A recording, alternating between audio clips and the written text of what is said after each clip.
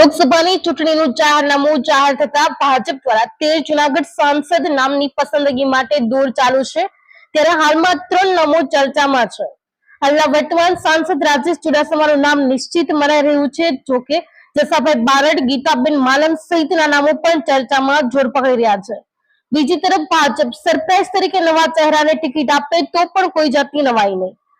હાલ ભાજપના કાર્યકરો ભારે ઉત્તેજનામાં છે. કોને મળશે જૂનાગઢ જિલ્લામાં ભાજપનો તાજ? બ્યુરો રિપોર્ટ પ્રતાપસિંહ સોદિયા, જી ન્યૂઝ, માળિયા હાટીના.